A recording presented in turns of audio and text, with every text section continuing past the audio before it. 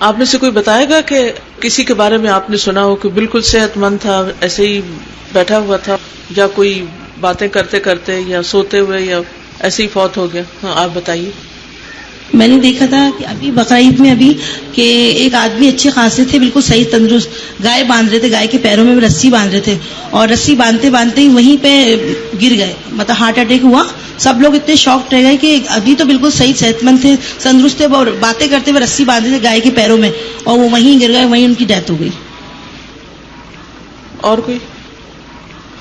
ایک آنٹی تھی میری، ان سے ملاقات نا جمعے میں ہوئی تھی مسجد میں، بالکل صحیح تھی وہ. تو پھر اس کی رات کو ہی جیسے نا اگلے دن پھر مسجد میں اعلان ہوا کہ ان کا انتقال ہو گیا. بالکل صحیح، میں نے ان کو دیکھا تھا، مطلب کوئی ان کو تکلیف نہیں تھی.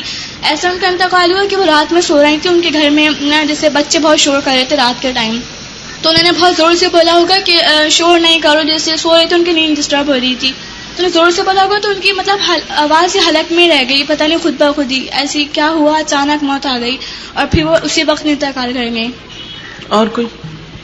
السلام علیکم. وعلیکم.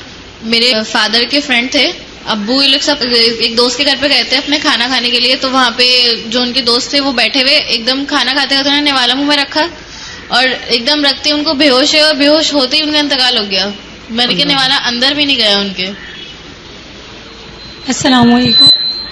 میری نانی وضو بنا رہی تھی، تو وضو بناتے ہوئے جیسے پاؤں دھونے لگی آخر میں، تو وہیں پہ ہی وہ گر گئی، اسی وقت ان کا انتقال ہو گیا. بالکل ٹھیک تھی، بالکل صحیح اٹھ کے گئی تھی وضو بناتے ہوئے، آخر میں جیسے پاؤں دھونے کا وقت آیا تو وہیں پہ وہ گر گئی اور وہیں پہ انتقال ہو گیا. کچھ رشتے دار تھے ابو کے جیسے ماموں تھے، تو انہوں نے مطلب عصر کا وضو بنایا اور جائے نماز پہ کھڑے ہوئے، تو ان کو مطلب ایسا پین ہوا کہ مطلب نماز انہوں نے ابھی نہیں پڑھی، وضو کی حالت میں ہی کھڑے تھے جائے نماز پہ.